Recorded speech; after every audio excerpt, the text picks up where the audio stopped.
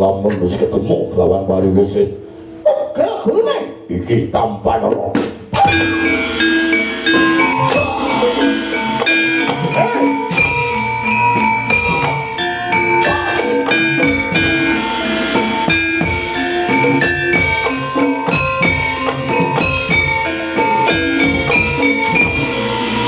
Ana iki Tampanara.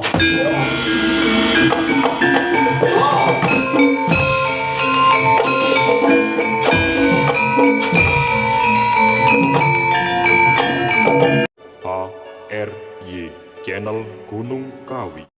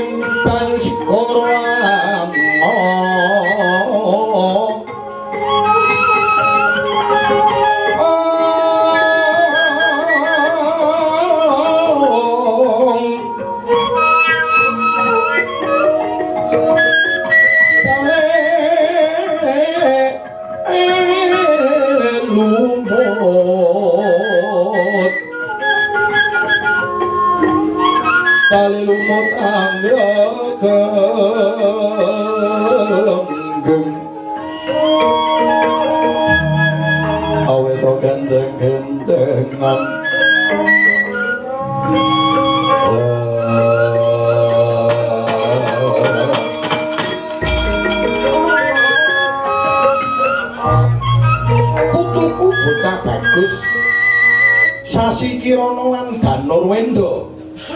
Nuwun inggih Kanjeng Eyang. Nuwun inggih Kanjeng Eyang. Kowe iki piye to, Nger? Mosok Eyang wis sepuh kaya ngene. Nungka marang lakumu. Aduh, mati aku. Ambek aku nganti mendos-mendos. Aja ngece lho kowe. Kok eling karo bapakmu biyen. Ingkang Rama biyen yo bekti karo wong tuwane karo mangsa nyecenges. Kuwi pancen ngono kuwi. Ya terus mau. Tak dulu. Ape. Ndak ngene iki. Aku ganti bingung karo ndelok sikil. Aduh. Wonten iki kados punapa Kanjeng Eyang? Kula putuku tak bagus Sasi Kirana. Sapa ngeslaken gawe. Sira tanding kelawan putuku Samarka. Lah mbok sedina mati ping 7. Ora bakal kelakon mati. Sababipun. Sabab putuku Sawarka kuwi antuk warisan ilmu saka wakmu Prabu Boma Narakasura. Nalika semono antuk ilmu kang sinebut Aji Panca Sonya Bumi mati ping 7 ning nek sing demek lemah mesti bakal urip. Aja kok pikir lho yen ilmu kuwi bingung Mas Tan. Sebutane ning kono-kono Pancasona. Mane wong Jawa sono iki kiye. Aku dhewe ya rada bingung. Pancasona. Sonya ki suwung. Lah ya bingung kok sing bener ki sing endi? Wes pokoke ngono kuwi. Sing baku tak jarwani ilmu kuwi ngger mati ping pira wae waton demek lemah satemah urip meneh. Lajeng keparengipun Kanjeng Eyang Nganggo cara aja kelahi. Lah mbok sampe esuk sampai sesuk isu wayahe bar ora rampung-rampung. Nganti adipedhok adipatok nganti bingung. Ampun Pak, ampun bengkolmu wis ngono. Lah kaya wong nyang dadi penyompeng, ampun Pak. Urung. Nganti bingung tangane pedhot. Dikantosi apa wis kadung kuwi ae. Entek-entekane yo urip meneh. lajeng caranipun kados pundi ya bukannya tangani marmut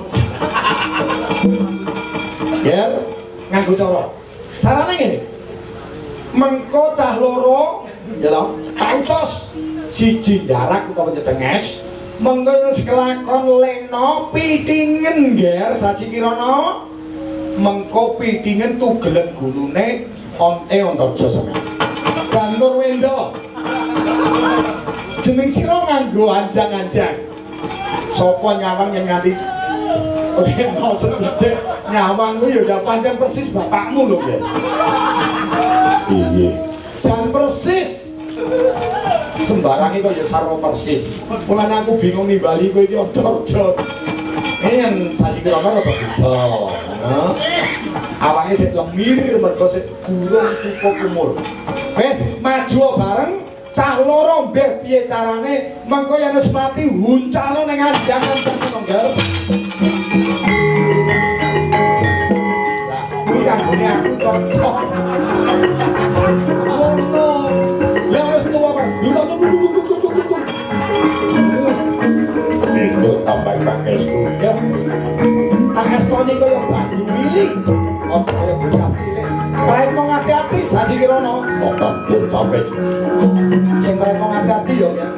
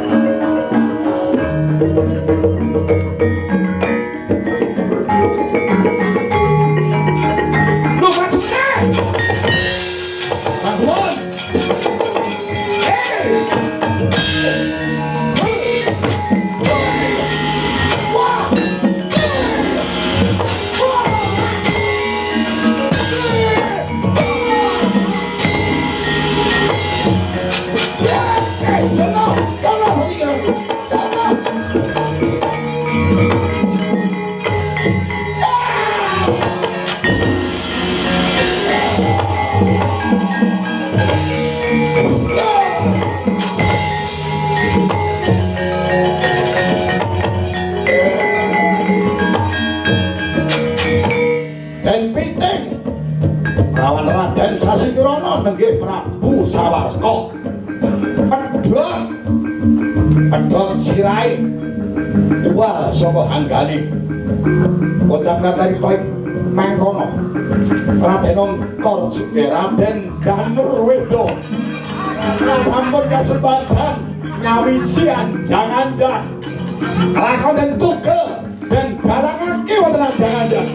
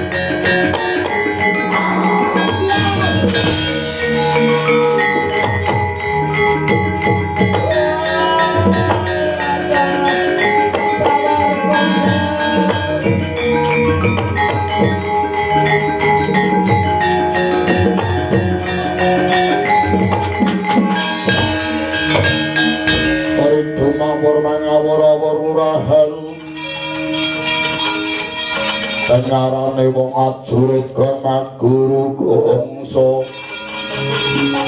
tatakadya putra wara pandriting prangga esti topil wah sing tak gadang-gadang Prabu Sawarga bisa maleske patine Kanjeng Rama Sengkuni. Waduh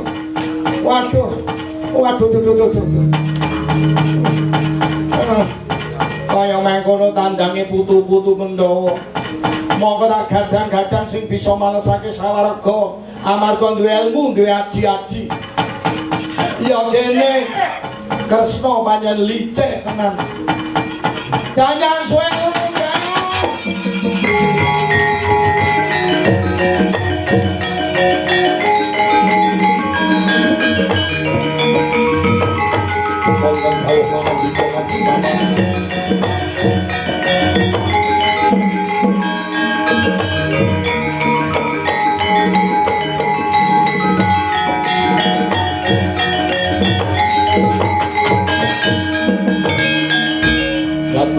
Yana Garbanda Muntar Dimandar Kekonang Surum Sorote Tanpa Danga Sorlan Matahari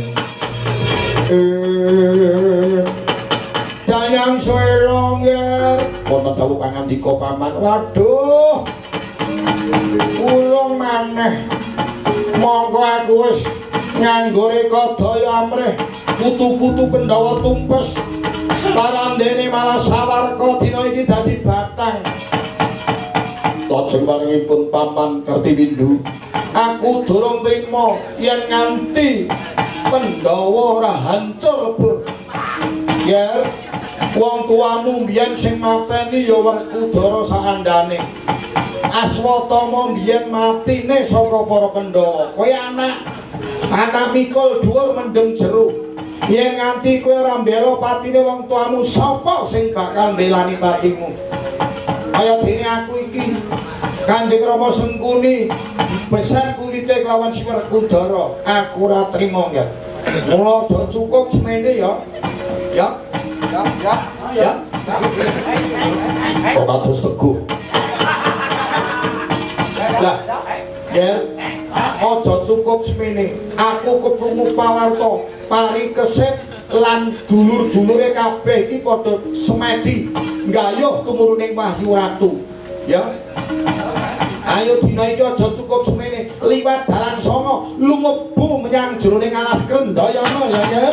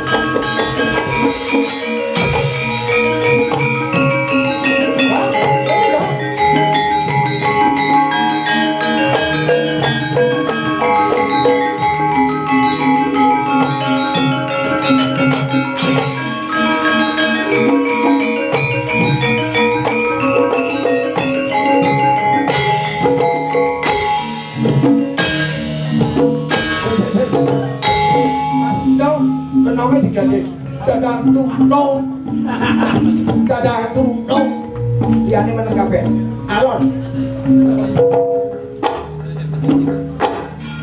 pas jiro lu ora pas larase waya di bali loro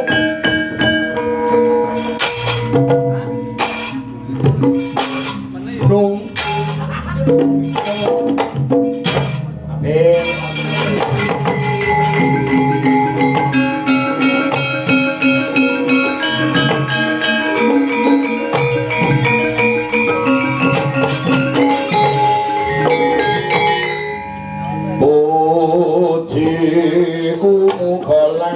pujiku masalah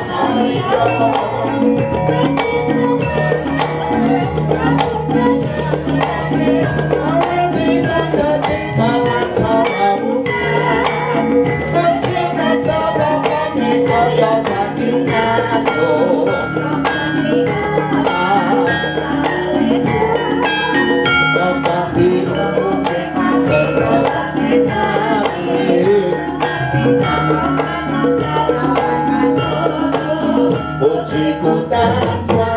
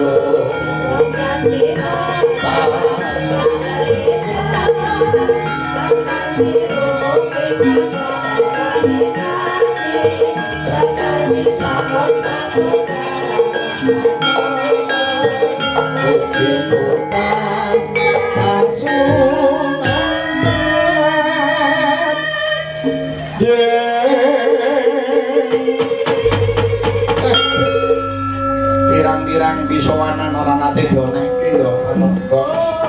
Ya terus ku mau keduren to. Jangan sing nang mburi ku rak ya luwih wasis to. Umumane larase kepedhiten ya disoroke mudhun. Wong wasis-wasis ya aga yen pilihan ngono kuwi. Tenan kuwi. Lah kaya sing demung ngono paham, bareng sing nyaron. Manging ngono nguasne. Ya, terakhir bocah-bocah sik lagi kreatif-kreatife. Iki piye to? Tapi ya to. Kok dhuwur men lho Mas.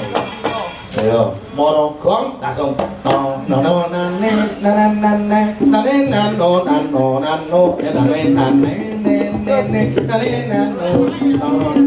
pas gitu. Sindene melok mudhun. Ngangkat arep guru sing nyepet ndok. Uji. Elok-elok tenan iki lho nemoni ngene. Apa mutahne wedan. Ndereke Ndara Parikesit, Kang. Heeh. Ndara Parikesit, Ndara Pancakusuma terus para putu-putu Pandhawa nedeng-nedenge mertapa ning alas Kendayana. Iki mongko nggene jim, nggene bekasaan, beteke ndara-ndaramu kae gayuh tumurune wahyu jalaran ora suwe meneh. Ngastina bakal ana adeg-adegan ratu. Jan. Aku ngene iki jan. Aku susah terus susah piye? Nang adeg-adegan wong topo iki jan ora oleh panganan blas. Masamu nyatane lho Ndara poso kabeh. Awake mangan ya sukan lho. Sukan kok sukan. Mulane katu iki aku ora mamblas. Monggo ya sembarange lawuh enek. Tur enak-enak. Aku ya gak wani mam. Aku nguaske sing dhuwur-dhuwur senior-senior. Kono ora mam aku ya meneng ae. Ambek tak lirik. Lah sing ketok gayung yo malah lanang. Iya, cah kuwi sik lagi masa-masa perkembangan. Sumur kembang obane lho. Mergo usiane iki sik usia perkembangan. Kaya sak lana bareng iki sik akeh-akeh mam. Mulane sok yen golek para tuwa kudu bakul beras. Wong omah-omah gitu. Duwe mantu mangan akeh dilem aduh, mantuku lanang iki jan mame akeh. Jan ngenane nganti sego ngarak. Saiki pitik ora kebagian. Jan bejo tenan di mantu lanang. Di mantu kok kaya cah kondokan. Kulinane mame sithik. Apa narut ibu tolak-tolak sing senior. Ibu ora.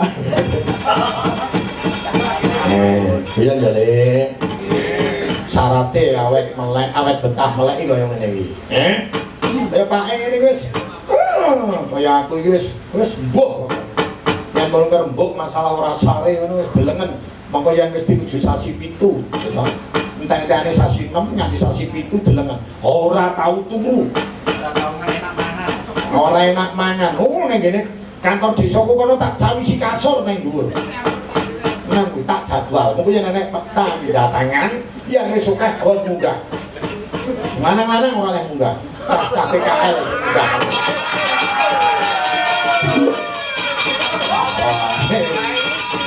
Pinter ngaku yo sing dapuk nang dhuwur.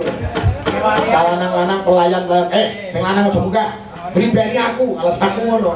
Kalau wong lanang-lanang munggah iki sepatune blok. Kalau kakak sekolah iki lemah notok pintu ya. Kok yo bangsane lili. Aku sampe kaget ngate. Pak matur sembah nuwun, dereke ndoro mari keseti aku sing sare. Kiyaine ke ambak-ambak ketoke teklak-teklik apa dikirake turu, Om. Terus kae melu dikir. Ketoke ndingklung. Allah.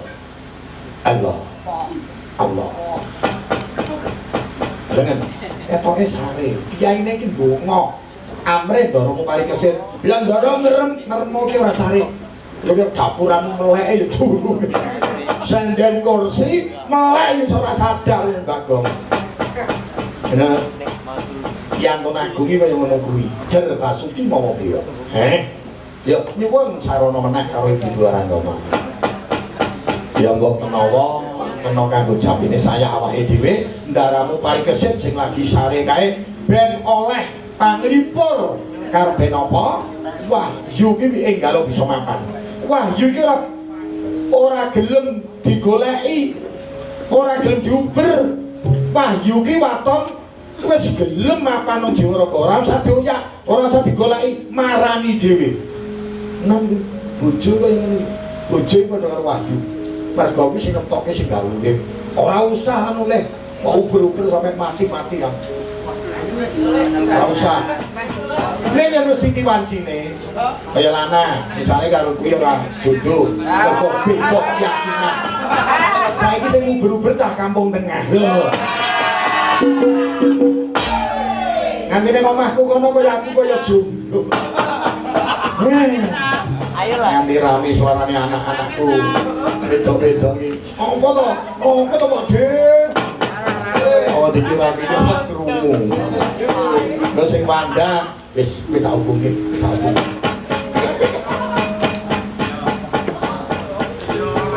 Monggo kula nyuwun berkahipun. Soe.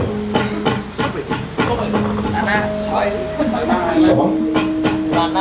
Ingkang sami wungan ing tasik kathah bener-bener estu-estu ngalap berkah barokah desane dhewe ben dadi desa sing gemah-gemah. Iki tenan iki para sepuh iki dilewangi lahir batin, melu tirakatan, mengadahkan tangan nyuwun mring ngarsane Gusti. Sore mau ya wis alat garape wis Islami. Ya Allah biha, ya Allah biha, ya Allah bil husnil khatimah. Masuk barang iki.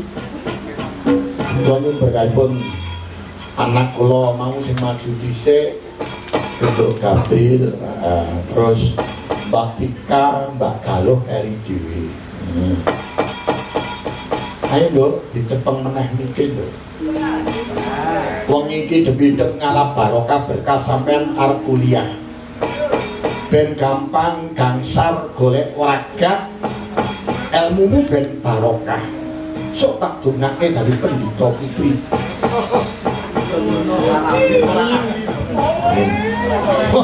Ojo lole-lole. Nggih, sugeng Suka budaya iki wis kelakon sing kaya Mas Patuk iki mang wis dadi pendhita ning Pontianak. Tenan iki, dadi pendhita tenan iki. Ya iso ndalang, Sing ngangel iki Mas Pato iki bingung kan yen ngajari.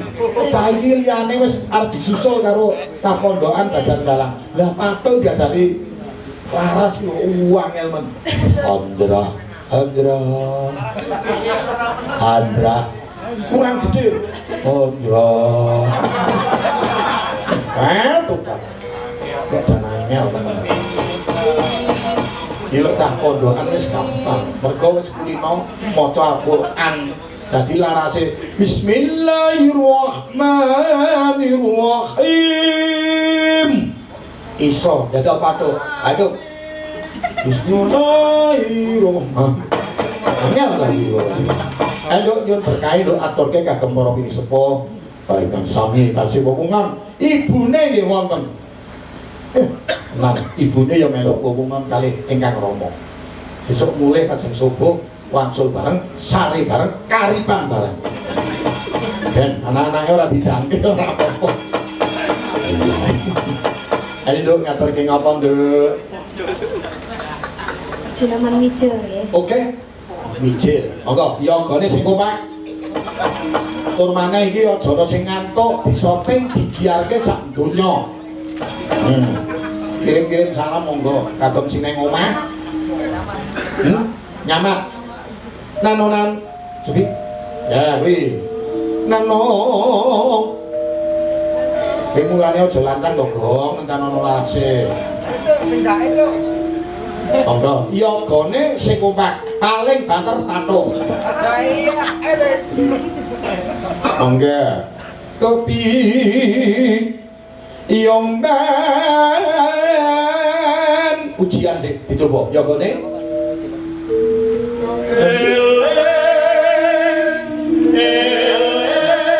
lulus monggo sindane malu senggak ben ora ngantuk ya karo metri mobil monggo Nduk kayu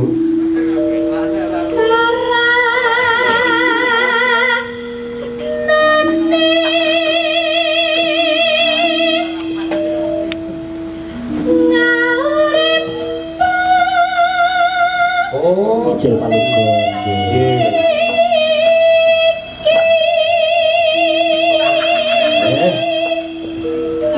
Nano, wih dong. Luas akan siap ini.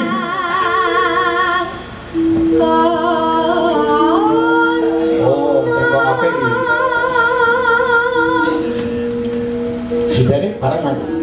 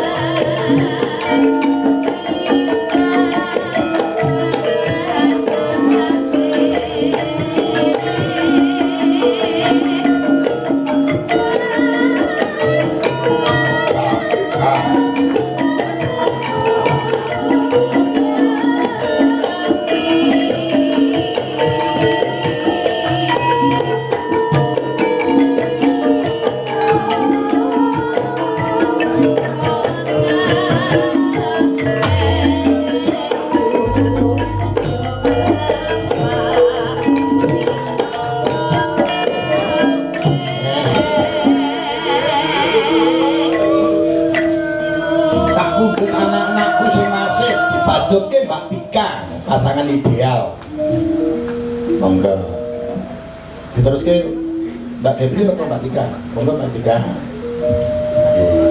nggih matur nuwun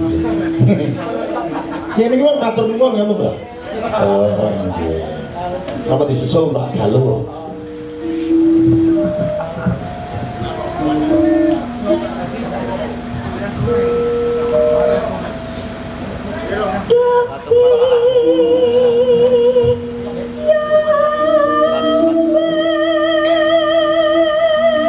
ya Jawa ora to iki aku ngomong apa to ya Jawa siap ngono siap tabuh engko mudhun kabeh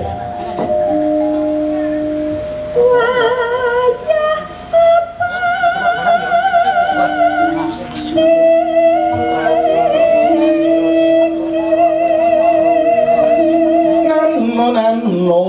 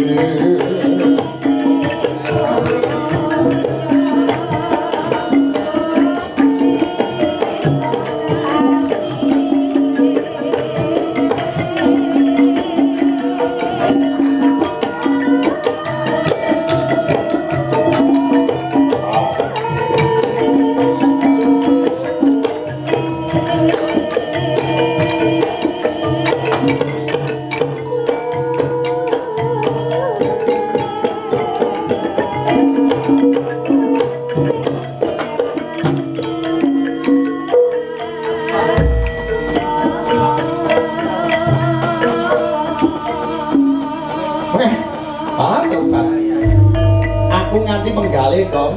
Menggalih piye, Tru? Iso nggelar kudu iso ngulung. Tegese aku wis kadung kecilik sepisanan mau aku wis ora wani ngangkat. Aku yang jatuhnya mijil iki perasaanku yang mijil ketoprak ngono kae. Aku mongko wis kangen. Topiyong bet eling. Tadi kabeh eling. Kalau jebulane dudu. Kuwi ana maneh sing dibacutke terus kandang bubrah barang ngono kae. Kok cikar bobrok. Ya ora pati sadar. Nah, tuh kan. Mulane aku mau tak kokon bareng. Ya wis ora apa-apa. Aku nyuwun berkahe Mbak Meme sing dorong nyuwara. Ayo Nduk, Meme, melu. Ayo, Mas. Iki sik kelas 1 SMA wae gedine semono. Dani apa? Dani apa?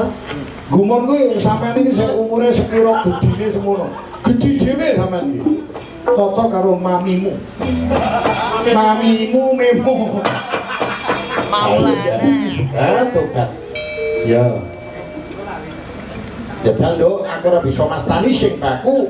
Atur panglipur kunjuk ingkang sami wewungan dumateng para bapak, para sepuh. Iya Nduk, diaturke.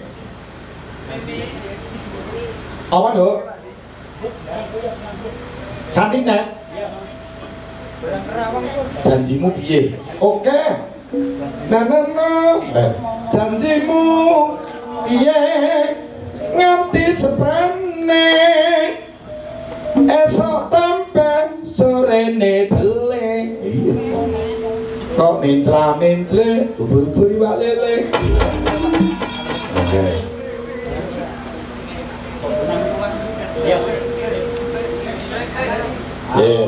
Cah pondok kok sing buka.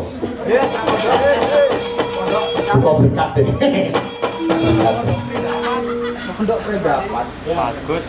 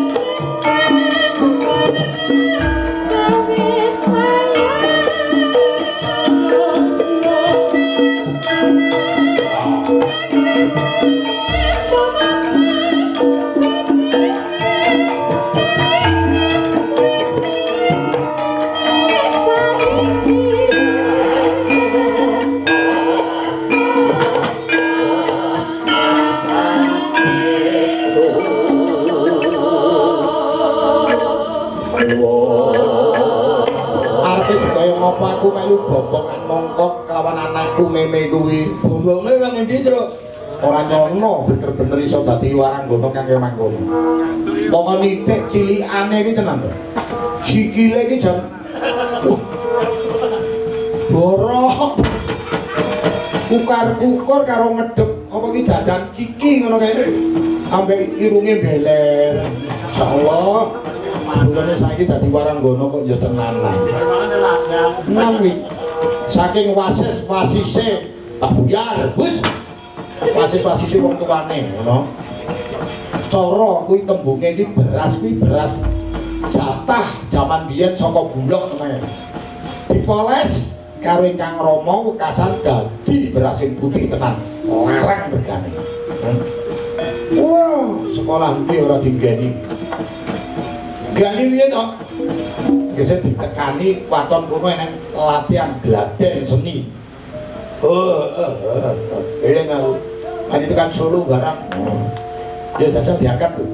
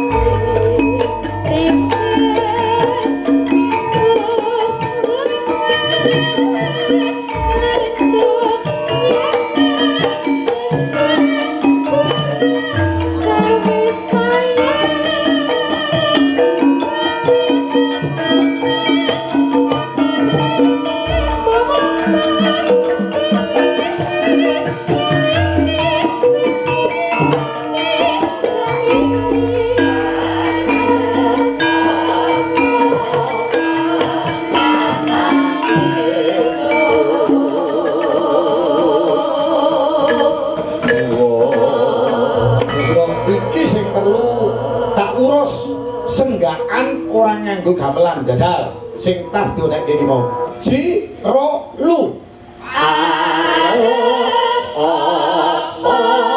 wong nyatane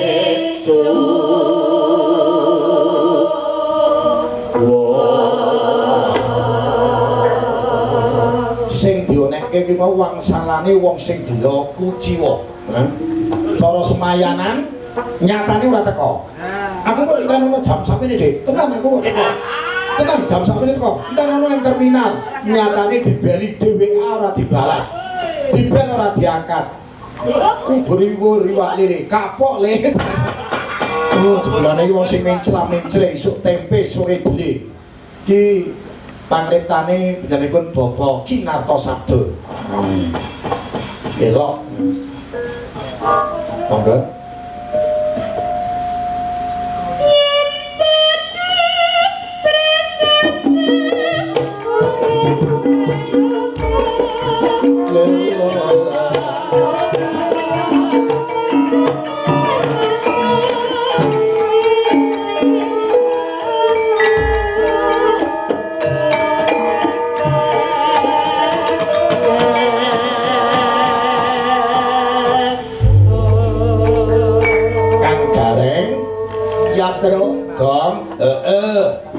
Sepisan awake dhewe nyuwun pangaksama kunjuk dumateng para pinisepuh lan para sesepuh mbok menawa anggone awake leladi ngaturke bebungah panglipur kunjuk dumateng para sepuh enten kirang juna dungkap nyuwuning pangaksama Gong. Nduk. Ingkang angka lorone awake dhewe matur nembah nuwun sanget dumateng warga masyarakat Sundan ingkang dipun pangarsani panjenenganipun Bapak Ardi, Bapak Kasun, Bapak RT, Bapak Lembaga Desa. Anggenipun nimbali kula sak kanca. Estu-estu kula matur suwun sanget, mugi-mugi berkah kula, berkah panjenengan, berkahe panjenengan sami ingkang panjenengan aturaken dhateng kula, miguna dhateng kula sak rombongan. Mugi-mugi sedekah ingkang panjenengan dalaken kalian Gusti Allah diparingi piwales ingkang kathah tur barokah Allahumma. Awake dhewe iki mapan sedak papan ibadah Gong, aja nganti mengko kladuk anggone gelar wayang mula kang saka kuwi eneng kurang lan ngluputi nyuning pangaksama. Mau sore wis diwiwiti jam 7:30. Awan mau ya wis cukup. Mula kang saka kuwi samubarane awake dhewe nyuwun pangaksama. Anggone awake dhewe nyawisi gamelan saka omah, wayang saka omah, yoga sak rombongan suka budaya sing tetep langgeng sak sindene iki nyuwun pendonga jroning sasi mlebu ning sasi besar iki mengko muga-muga barokah sasi sura tansaya akeh Allahumma amin. Ayo le ndereke daramu paring kesejahteraan wis mumpun anggone sarengane.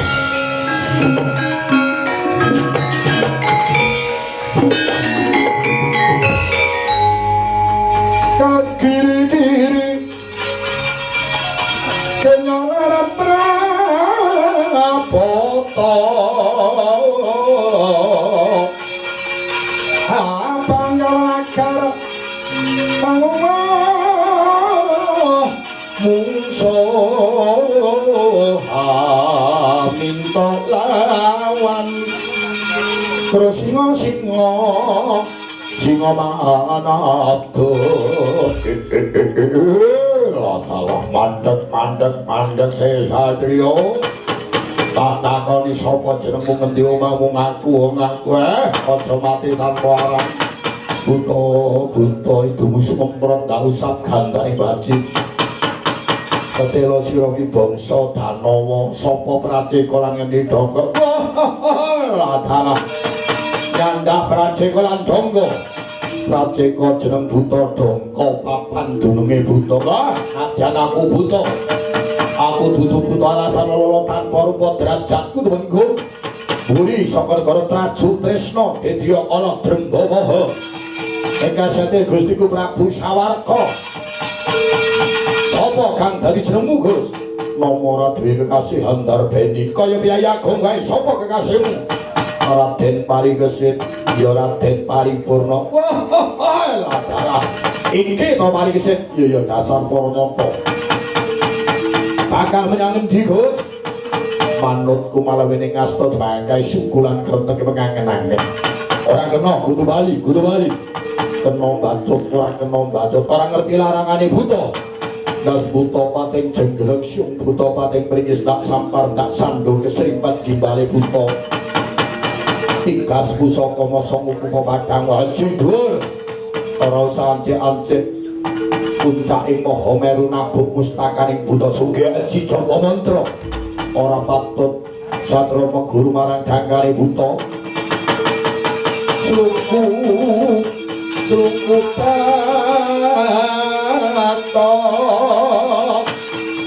tato ela elo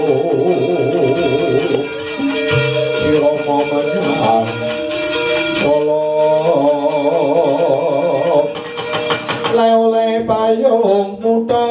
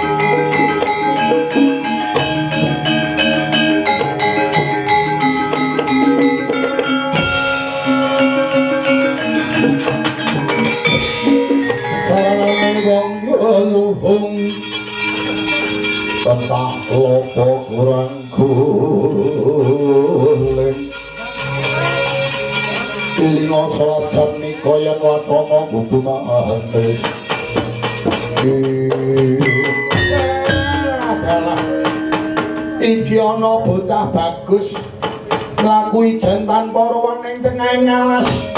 Kowe sapa, Gus?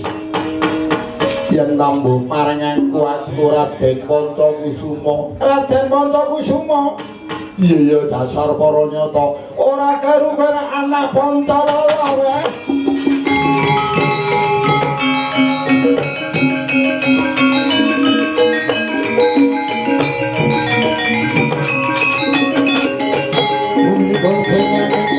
Katon berbincangin alis risa mawe kandrung saparana bulu ukir moyang anjing mun main Kita paduka menika sinten? Yayi Ngger. Kanca Kusuma. Ora aneh lamun to jeneng sira ora ngerti marang aku. Ingsun iki kerti windu. Aku iki putrane Kanjeng Rama Patih Hayo Sangguni. Mangka Panca Kusuma, Pancawala kuwi mbiyen nimbali Kanjeng Rama eyang. Mula kowe kuwi klebu sik putuku, sira kuwi nimbali aku eyangmu, ya.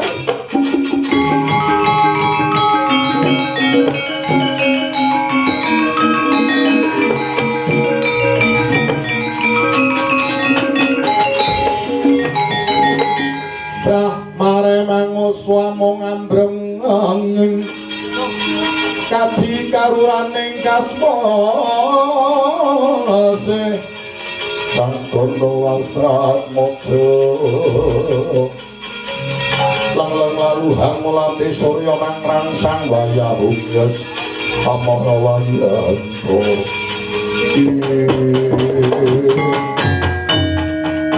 ngaturaken sewu kalepatan Kanjeng Hyang krana kula nggih dereng nate wanuh kaliyan paduka Yayi Ngger putuku ora ngopo ya dene sira mapane ning alas mengko karep ngopo Ngger kula menika nderek-nderek ngupadi murcane kadang kula anem Yayi Parikesit lho golai Parikesit nuwun inggih Kanjeng Hyang tak jarwani ya Ngger yen kowe goleki Parikesit kuwi kleru ngene Ngger Ngastina bakal ana adeg-adegan ratu. Iki mung akal-akalane Kresna wae. Apa ora keprungu lamun dina iki Parikesit bakal didadekke ratu? Makaten Kanjeng Hyang. Iya. Parikesit didadekke ratu. Monggo sing samestine sing menang, sing kudu dadi Narendra Ngastina kuwi turun saka Puntadewa dalane ngopo? Puntadewa iki kadang medha paling sepuh dhewe. Mula putrane turun saka Puntadewa Pancawala. Pancawala nurunake kelawan Panca Kusuma. Lah kuwi padha wae nyepelekake kowe, Ngger, putuku Panca Kusuma. Jalan kuwi mung akal-akalane Kresna. Amrihe ngopo? Parikesit turun Mandura. Bethake saya dadi ratu, Kresna gempil kamuktan ning negara Ngastina. Ngger. Kudune kowe ora trima nggih. Mergo kowe disepelekake kelawan Kresna. Kowe disepelekake karo Parikesit. Sing mestine kowe sing jejer dadi ratu, kok malah Parikesit sing dadi ratu.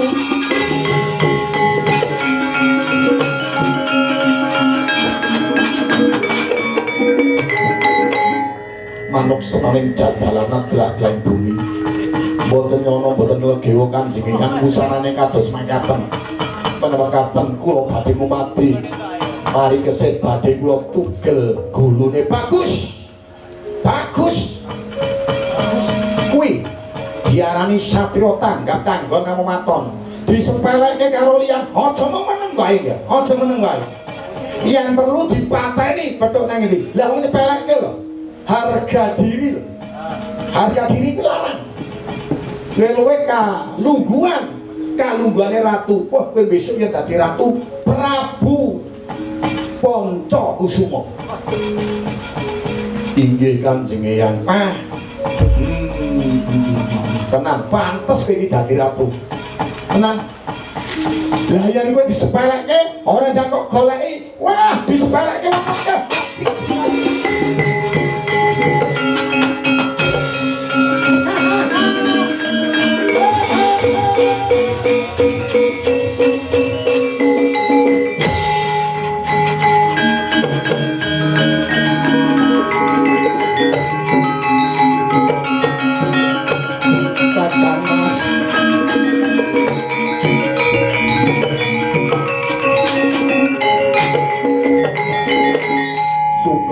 Mugi kunjuk Parikesit kaya mangkono lamis kowe guyang-guyu pinanggih kelawan pun Kakang kowe ngaturke sukep ning atimu sejatine kowe nyimpen wadi. Waduh Kakang Mas mboten estunipun wonten napa Parikesit kowe apa ora mangerteni Ngastina sing menang dadi ratu ki Pancakusuma. Lah yen kowe mati dadi ratu padha depani dadane Pancakusuma. Yen kowe mangkono ora patut dirupi kowe nyepelekke marang Pancakusuma.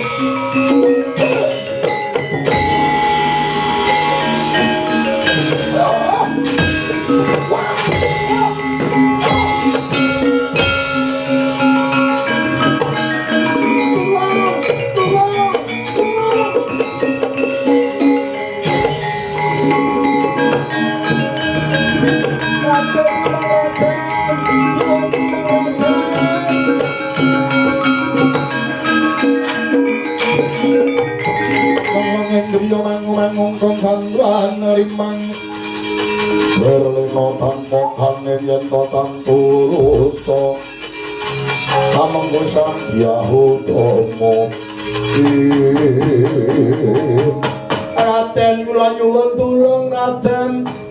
Kowe kuwi sapa? Kula pun ngerti windu Raden. Nyuwun tulung apa? Paduka menika sinten? Aku Sasi Kirana. Wonten sisih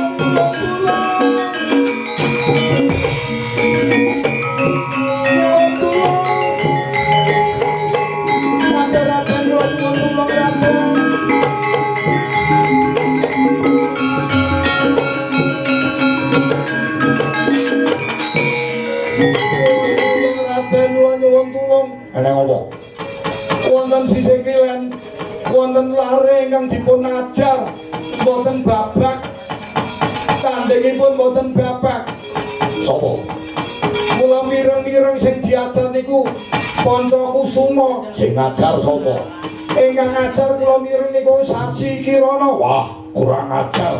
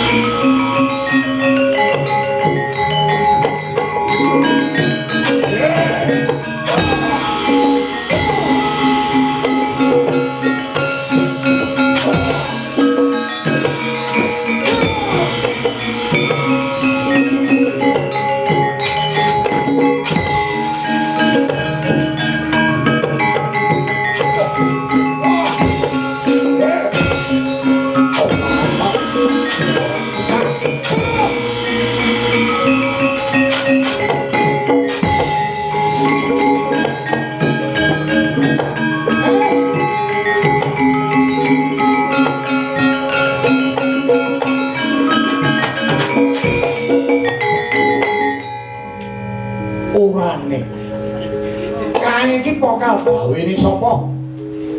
Ya kok ndaraku kok padha gegeran sedulur. Aku mau keprungu ndaraku parikesit diajar kelawan ndaraku kanca Kusuma. Jebul gentenan saiki ndaraku Sasi Kirana sing belani kanca Kusuma diajar. Ndaraku Danurwenda malah saiki perang kelawan ndaraku Sasi Kirana. Mangke riye Ndara, mangke riye Ndara.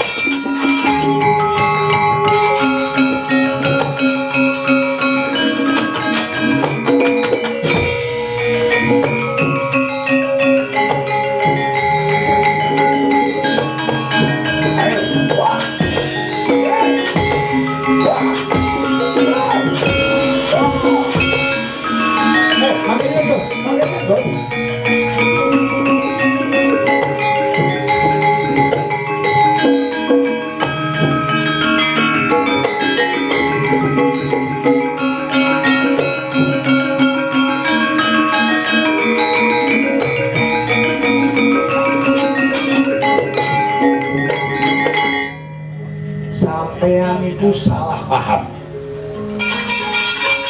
Ingkang mboten samesthine sampeyan niku perang. Sampeyan mboten ngertos to, Den. Nuwun inggih Kyai.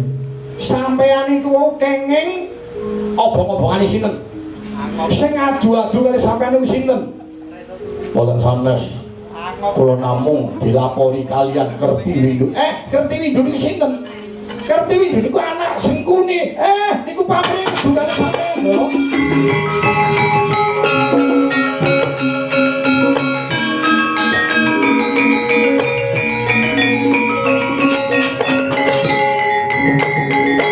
Sampun. Rebut balung tanpa isi wekasan ingkang rugi sedaya. Oh inggih. Kyai Semar kados pundi? Ngastina sakniki wonten adeg-adegan ratu. Monggo sami wangsul. Sami wangsul wonten sayembara teng Ngastina. Sinten sing saged nglenggahi kursi gading damper kencana niku sing bakal dadi ratu wonten Ngastina.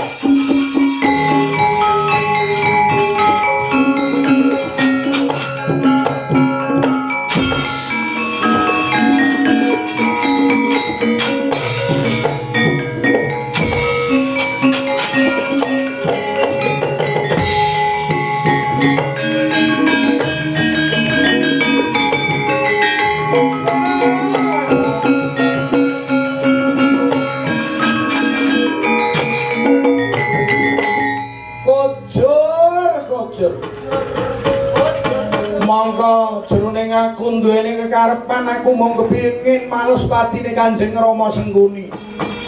Tak adu putu-putu Pandhawa yogene kok sing oleh dalan. Malah kepara saiki Kyai Semar sing nyape. Maine weruh yen aku iki turun saka Kanjeng Rama Sengkuni wae. Ya, urung ora apa. Golek dalan liya.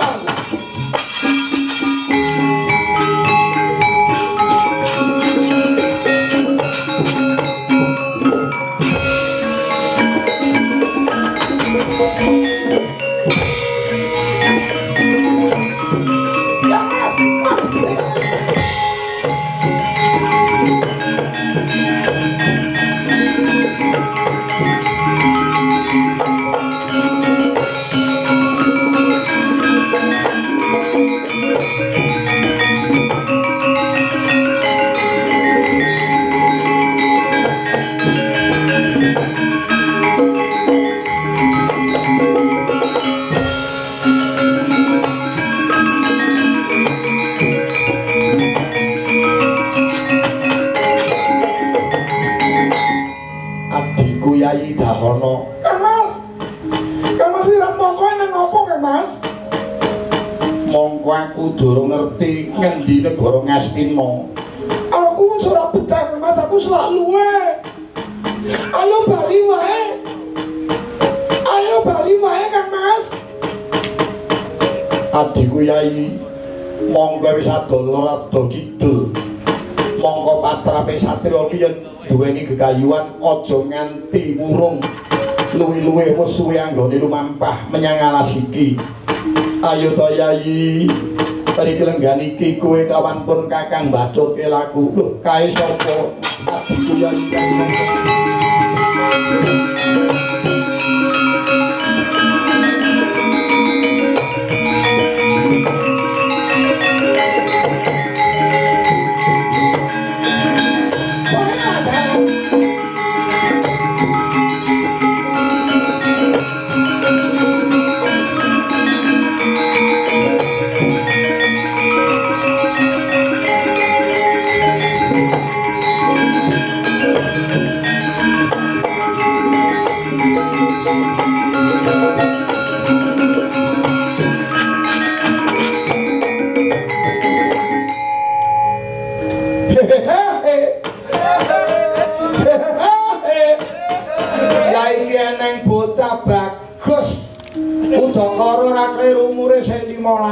nuwun. Iya. Kowe sapa, Gus? Sing arep dhewe iki kok ya bagus sing mburi jan branyak asmane kowe sapa, Ngger? Lamun tambung marang aku Bambang Wiratmoko. Wiratmoko? Iya. Buri saka ing Pertapan Yasarata. Sing mburi kuwi sapa? Aku Bambang Dahono. Saka Pertapan Cemara Gading. Aku putune Kanjeng Eyangku. Boyonku Jayeng Sabda. Lan jero kowe arep menyang endi cah bagus, cah bagus. Aku arep ngupadi Kanjeng Eyangku. Aku golek eyangku. Eyangmu sapa, Ngger? Eyangku jenenge Harjuna. Eyangku, Eyang Janaka. Kowe durung nate weruh karo eyangmu. Durung.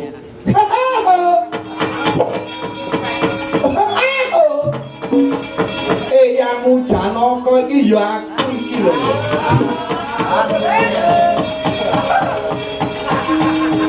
Napa nggih?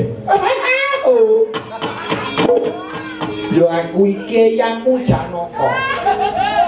Mas, apa yai? Eyang Janaka guyune kok lucu.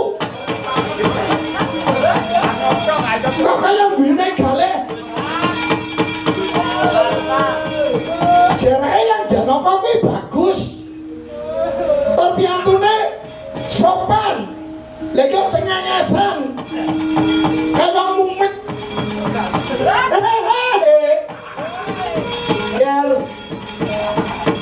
Ya bener Kang dadi aturmu. Eyangmu aku mbiyen iki bagus. Aku iki bagus. Biyen ning bareng aku di ajar kaya raja kaya dene Parikesit. Mergo Parikesit ki arep dadekke ratu. Wah, gelalang ora jamak. Aku moro ki mripatku diculek. Aku moro ki sepatu loro moro tiba nang sirahku. Untuku cepat loro, Ngger. Lucu ya kan, Mas? Loh, Eyang Janaka ki jenenge bagus. Lah kok malah kaya tikus kecemplung muli. Iya aku bagus kan, sing kurang ajar ki putuku.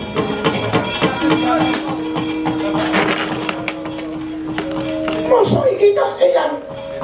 Coba tak bangune. Dongger aku njaluk tulung. Putuku clintisan tenan. Putuku sing jenenge Parikesit iso nyepotne untu ngene. Aku saiki malah ora iso nyuling. Monggo seneng aku nyuling apa enek tuluk ngene iki. Tak sulingi.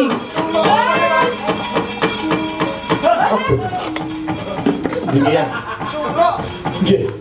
Ajeng Ger, aku iki dadi wong tuwa sing sak mestine. Iki lindhu apa iki?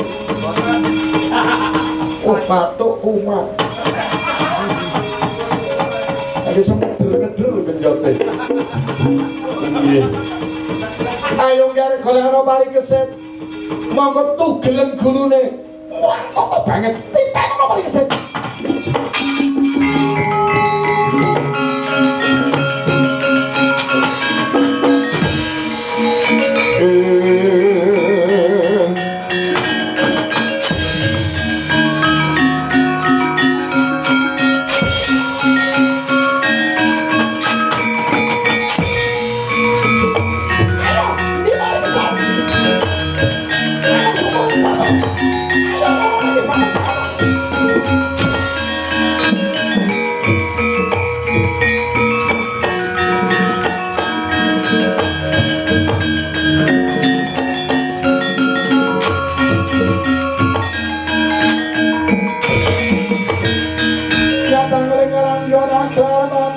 Muntara nam nerakakonen surum sarate kasoran padaring ora mengke kono dasaring mangsa ketiga iki sapa aku Sasi Kirana wis apa aku Bambang Dawana Lomo Bunya Negara Ngastina karemu apa nggalai bareng keset yen wis ketemu adikku bareng keset tunggal gulune iki tamparana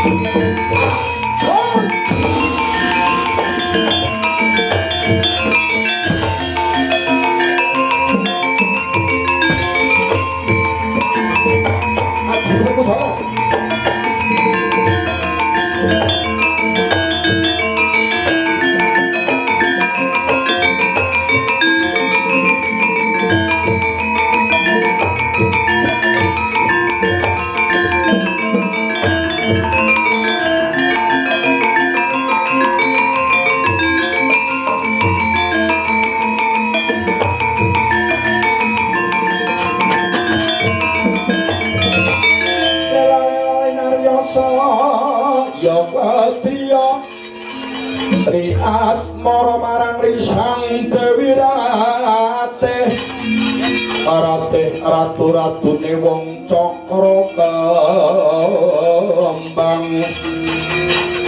Kembang Wijaya Kusuma asih mring kula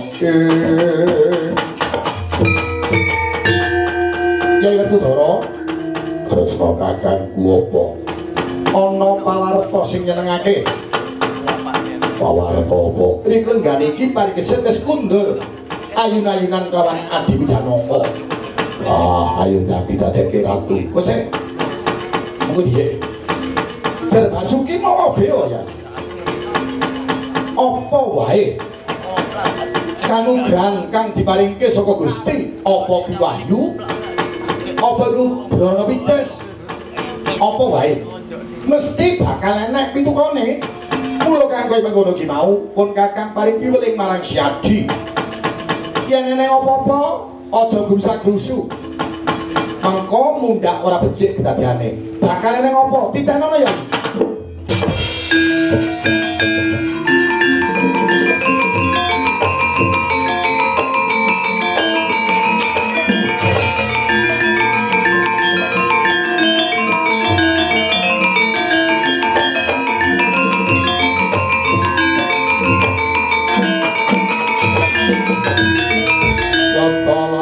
Kuda sangweng samburu kula Kentoran mutus sasang Sri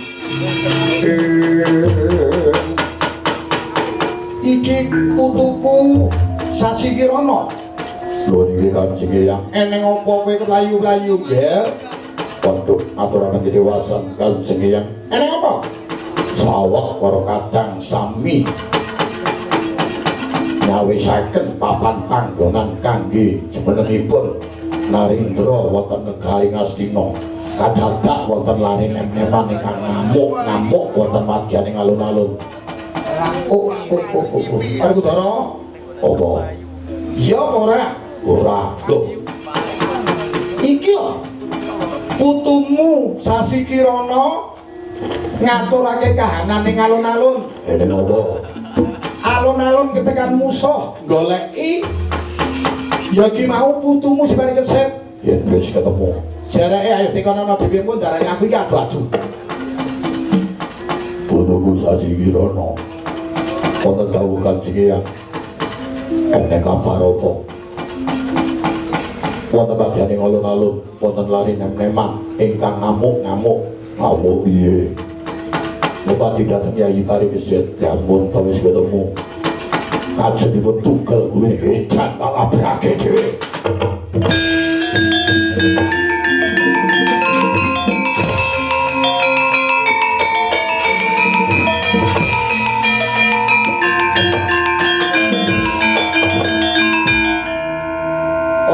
ujare gaplok durung mingkem tutukku anggonku dawuh Jer Basuki mawa biya yen nganti mengko eneng apa-apa wah kowe kelangan ya Dara prayeto ngati ya iki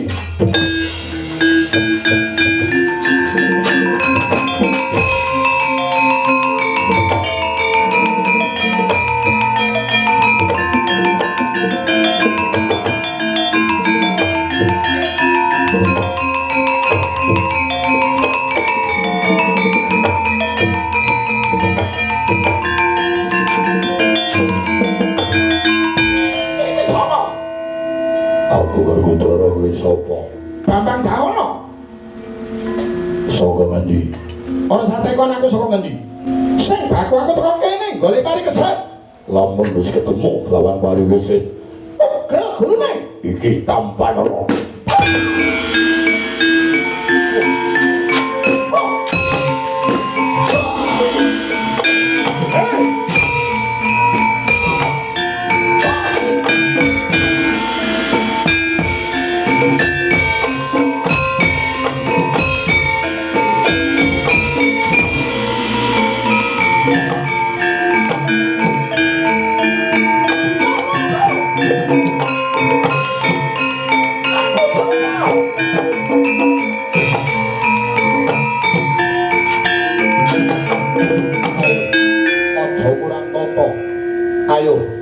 Luwarono kadangku adikku Bahono kuwi sapa aku Wiratmaka wah jumbuh kelawan tumindahe kudu nampa bidana tak jaluk Bambang Daono iki tampanono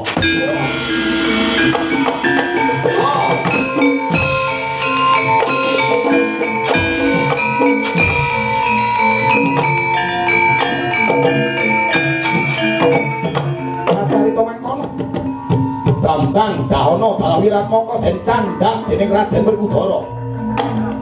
Ingkang sampun perlu bakal diadu kumba. Yai Werkudara, Yai Werkudara. Coba bisa kemana ya?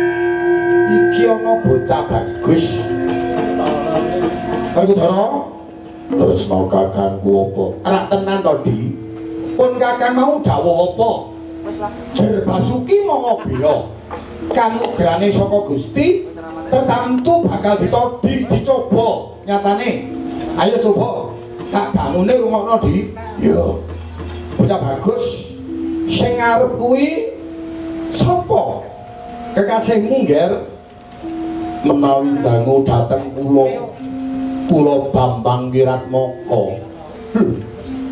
aku rung nate wanuh Bambang Wiratmaka kuwi sapa kula menika putranipun Kanjeng Rama Bambang Irawan waduh putumu dhewe Werkudara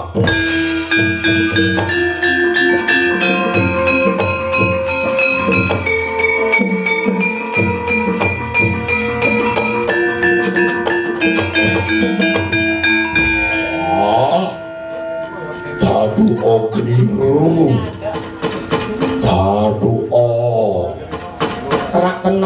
Lah iki putumu. Iki ya putune Janaka ingkang mapan ning pertapan Yasarata. Kuwi putrane Bambang Irawan ya Gambiranom. Ora ngerti. Mulane to Dik, yen ana wong dawuh ya dipidhagetke sik. Jatuh kekelangan. Sing mburi kuwi sapa, Nger Cah Bagus? Aku Bambang Dawana. Bambang Dawana. Saka ngendi, Nger? Kanjeng Ibu, ibuku nang Pertapan Cemara Gading. Pertapan Cemara Gading. Ibumu jenenge sapa? Ibuku jenenge Jayang Resmi. Jayang Resmi. Lanjut, ramamu sapa? Bapakku jenenge Wisanggeni. Waduh, putuku, Nger.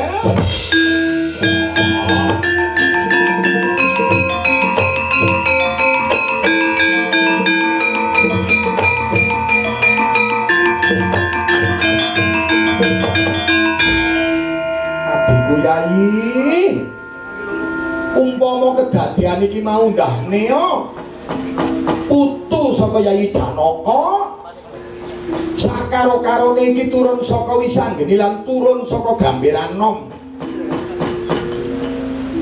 Aku yo sepuro. Lah iya patut yen ngono kuwi. Nger, orane kowe kok ngamuk-ngamuk nang Ngastina, prajurit padha keplayu kabeh.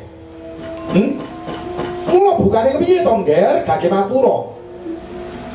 Nuwun inggih, Kanjeng Eyang. Sakawit kula menika ngupadi dhateng Kanjeng Eyang Harjuna, ya.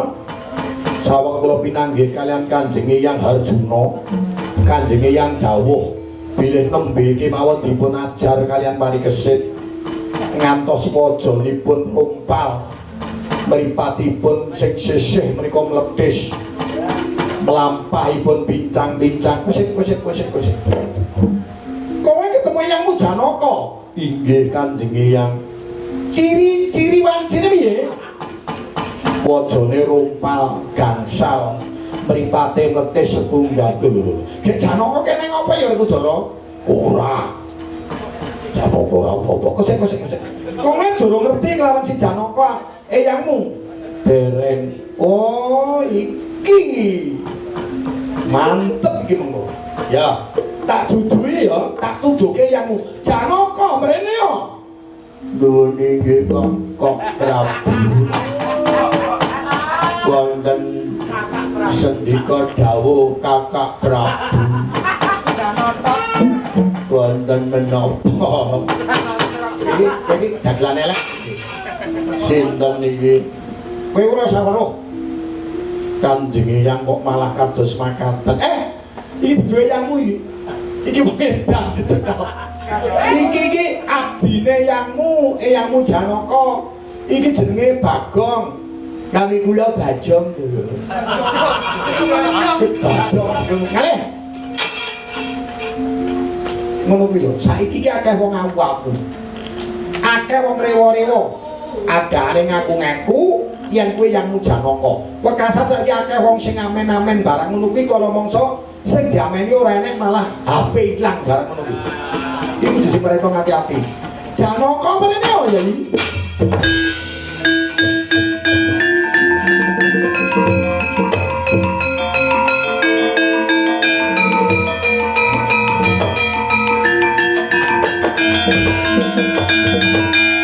Coba dangunen.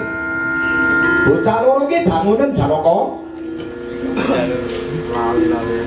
Wong bagus sing arep kowe sapa wong bagus menawi dangu dhateng kula Bambang Wiratmaka wingking saking Pertapan Yasarata. Lho saka Pertapan Yasarata sira iki putrane sapa? Kanjeng Rama kula Bambang Irawan nggih Gambiranom. Waduh putu iki.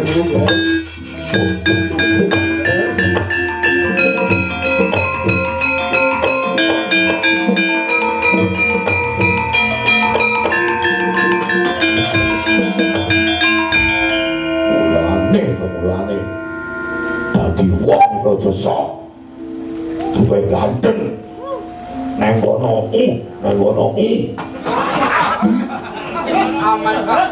Nendini nyatane putune pating tlecek ora roh.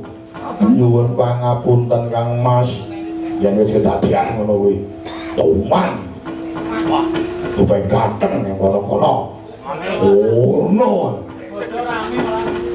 Bocor rame. Apa metu saka omah? Pamitan sedina, bekasane tek-tekane nggo delondong. Iki delondongmu kuwi. Mesti ya kae ngerti delondong iki sing gendang. Kyai Harjuna Wiratmoko ya iki yang mujanaka. Waduh. Cocok iki. Iya Janaka. Sing mburi kuwi sapa? Aku Bambang Dana. Ibuku Jayang Resmi. Saka dina. Jemara Gading. Lawan. Bapakmu sapa? Bapakku jenenge Wisanggeni. Waduh putuku nggih.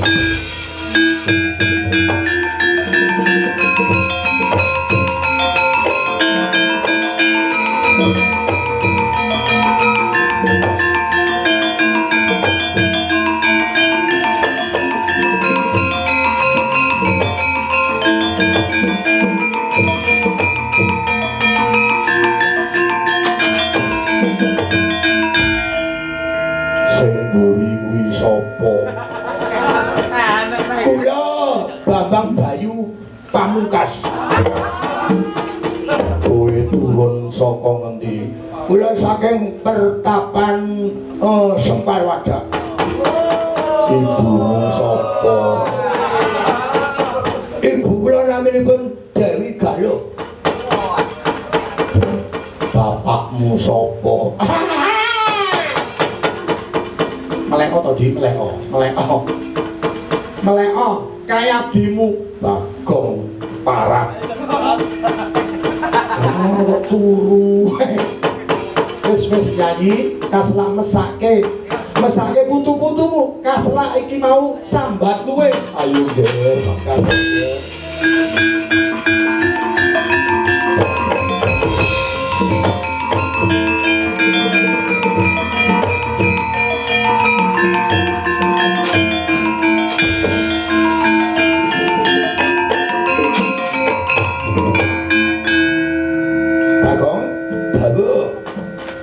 ana Petruk. Elu apa to? Lah yo iki nek perlu. Ya kula mawon apa to? Sing penting opahe. Aja kaya mengkono. Kowe tak kongkon gelem. Siap. Elu apa to? Mubengo nyang negara Ngastina. Yo. Mlampah kok. Mbok piye caramu nabuh teng ora bendhe. Sayembara. Matur marang para kawula dasih. Sapa ingkang kuat nglungguhi Dampar Kencana kuwi sing bakal dadi ratu ning negara Ngastina. Siap lho.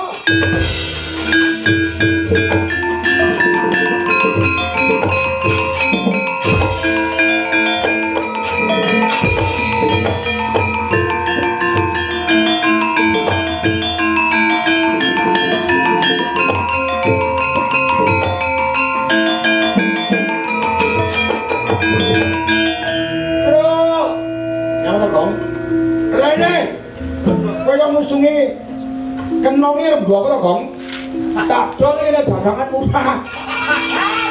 Asik memang. Enak apa, Gong? Ya wis ngutus karo aku terus. Aku kok ngani gede. Ya tanganku kemeng.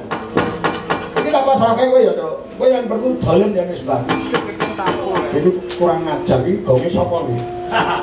Wis ora melok duwe gong iki. Nyelai. Ya wis karepe Ndara Kresna dawuh Adegsanggara sapa kang bisa nglungguhi Dampar Kencana kuwi dadekke ratu ning Ngastina. Siap wis kowe minggir yen ora siap nabuh. Tanganku kemeng, Tru. Ya, ngono ya, Gong. Hah, aku tenang kene, Tru. Ambe tak ndodok. Kuwi apa to, Gong? Kudu pipis ya.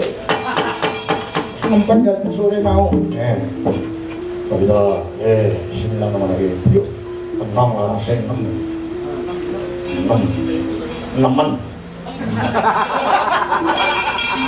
Dal, Tabuhe sing lho. Watuk tabuhe semene gedene mosok kenonge semono. Rayak kabutan. Mulane pecah-pecah ae ora imbang karo dulure. Dan mosok penerus ditabur-tabuhe. Nuwun sangu dulur-dulur.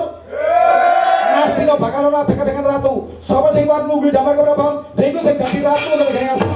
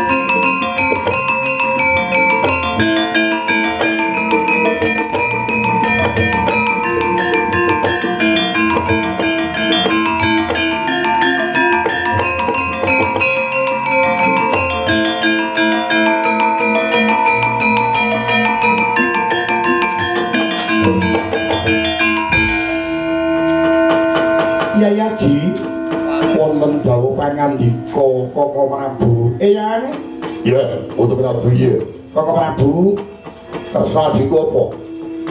Aku mau kok nggumun. Eyang pundi Koko Prabu? Ana pewujudan klepat kaya Eyang Bisma to. Kok Eyang Bisma wis ora enek. Kok metu iki malah siketok iki kentut. Bratayuda serampung kok Eyang Bisma ketok klepat. Lancang ya. Ini sing paham karo wayang oh Bratayuda serampung Bisma sing enak. Dalange patok terus On. Mboten usah dipun penggali. Pancen mari niku nggih ngoten. Kadang sadar kadang boten. Nek pun nyameten iki mergo ngantuk. Singen ku nate kok. Wong Kresna kenging metu jokoke Karna.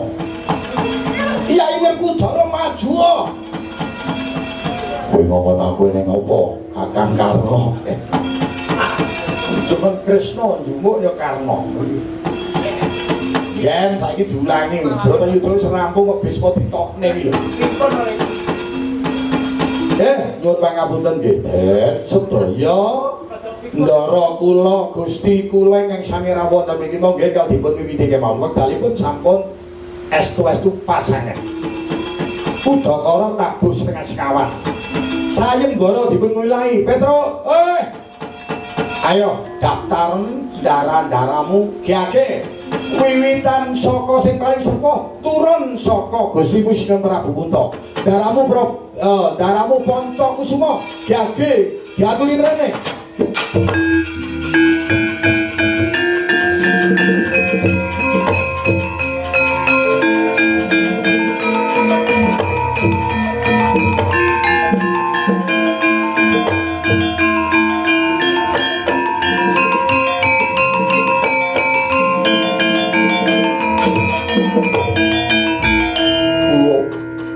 Wayahe misun Ponto Kusuma nuringgi Kanjeng Eyang gage tindakno karben adil yo nggih. awit jejering Narendra ki ora sembarangan piyayi kang kuat ngombe prabon lamun to jeneng sira wis kasingungan wahyuning ratu pertamtu bisa nglungguhi lan kuat ngombe dampar keprabon nuwun inggih Kanjeng Eyang kula nyuwun tambahi pangestu iya nggih putuku kancaku semoga ge lungguhna ya boyonku nggih ora gage didakno nyembah marang kursi Gading Damar Kencana umat apa aku nggih putu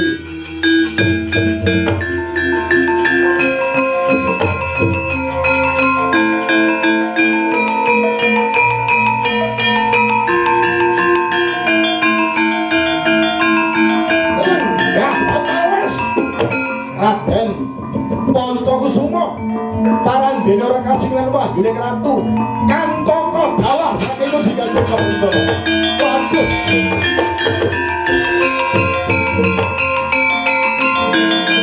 kulon sama gawon udara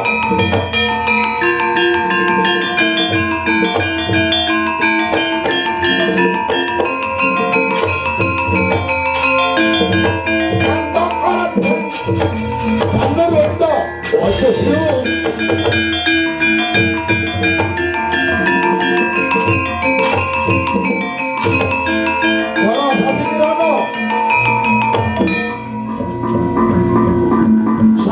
pinarak wonten kursi Gading Damar Kencana datan kiyat lenggahe palumbane Narendra kantaka Raden Kasikirana wah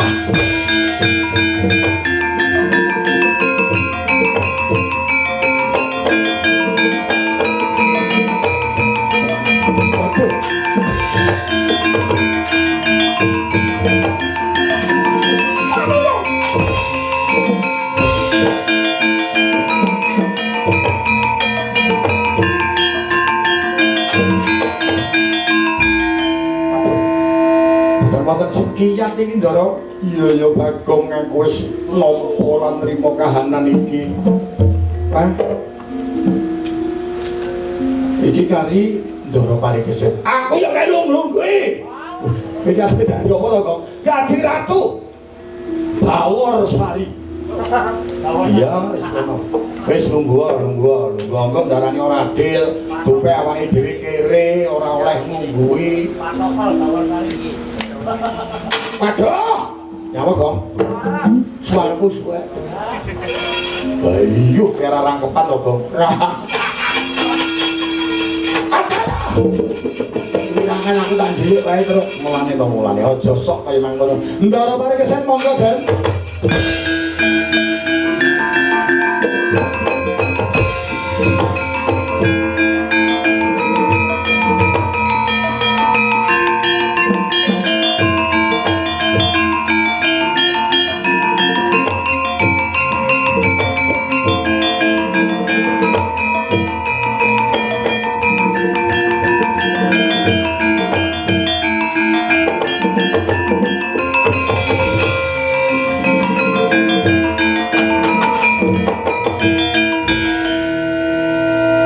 Arjuna wonten dawuh pangandika Kaka Prabu wis titiwancine wayahmu Parikesit kabeh wis padha nyekseni ingkang teges kuwi diarani adil ora dupeh turun saka si Arjuna ana sing sepuh nyatane ora ana kang kuwowong lungguh Damar Kencana Parikesit nuwun inggih Kanjeng Eyang Ki lenggahna kursi Gading Damar Kencana ya nggih nyuwun donga pangestu marang Eyangmu Arjuna.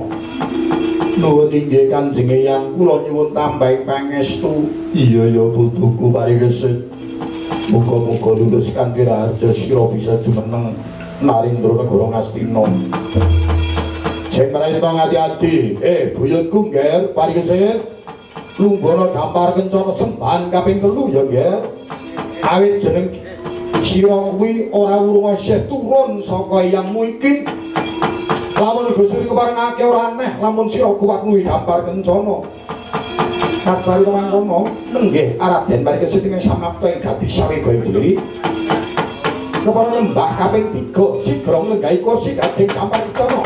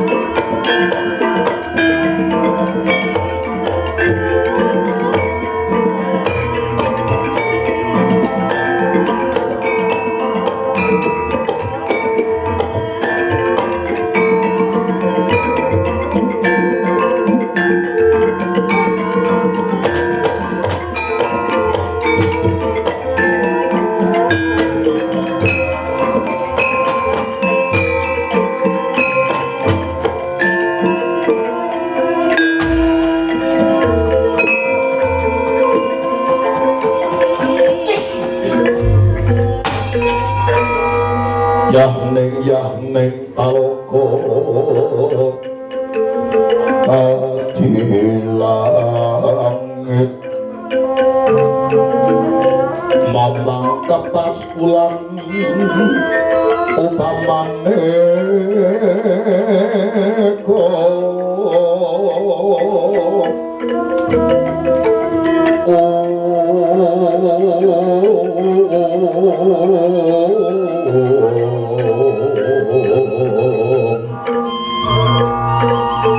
lintang tulya kusumaya semaku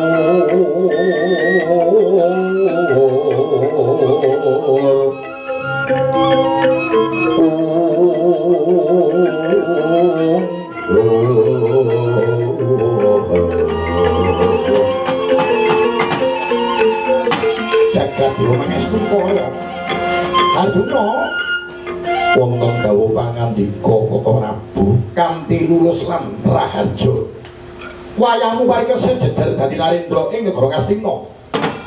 nuwun inggih matur gunging panuwun Koko Prabu ananging kawula tetep nyuwun dhateng Jingandika Koko Prabu supados paring sesurah pawarah dhateng putuku ingkang tasih dereng cekat. Iya, aja samar.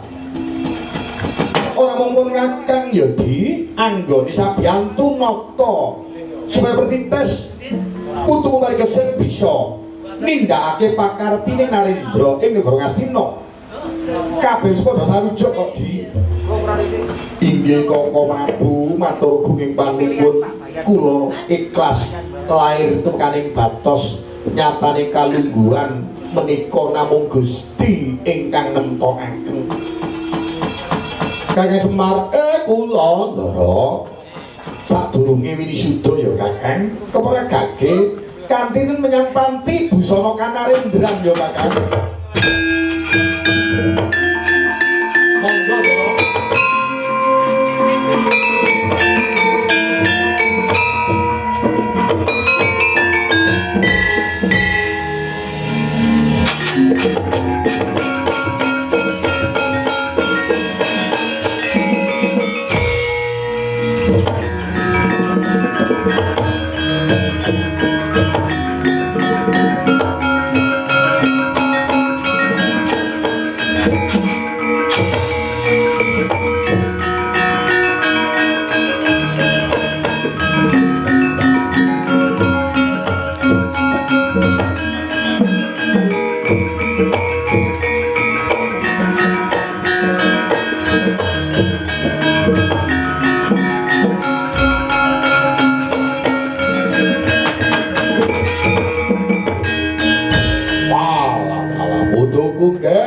Parikesit wah dalah ora nyono ora ngegeyo sira kang dina iki wis bisa jeneng nata ning negara Ngastina. Bener kang dari dawuhmu Yayi dawuh kodrat miwah wirodat Gusti kang nemtokake ya ing kono kang luweh mangerteni kelawan lakon ora wurunga sing gawe jagat saisine.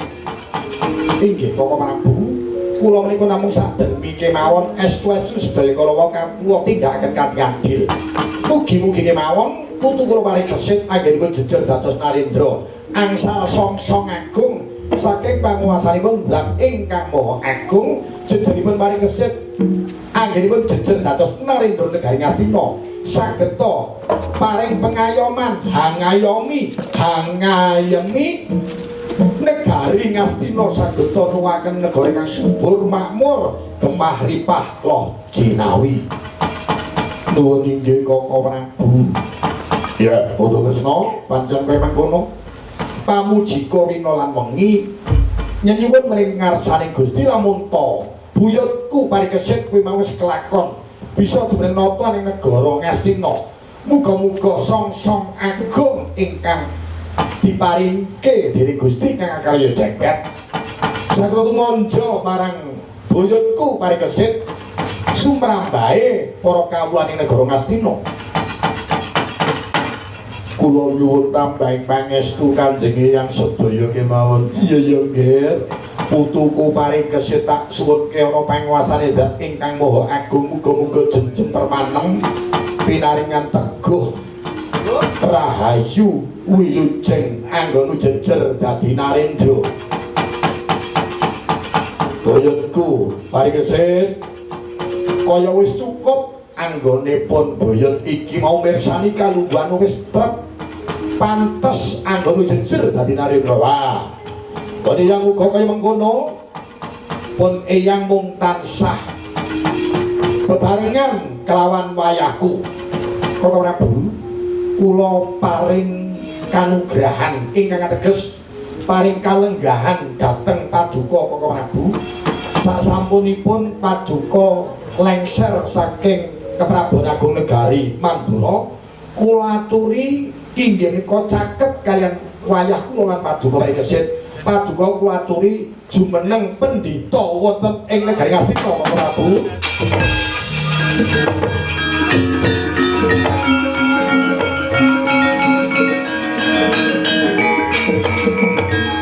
Ya, wis tak terima-terimake. Panjen ora wurungake wis tuku arepe nyandi meneh. Arep munggo dadi ratu wis kaya-kaya ora mampu. Ingkang ateges karo mangkus kurumangsani lan lenggana. Umur ki ora kena diapusi.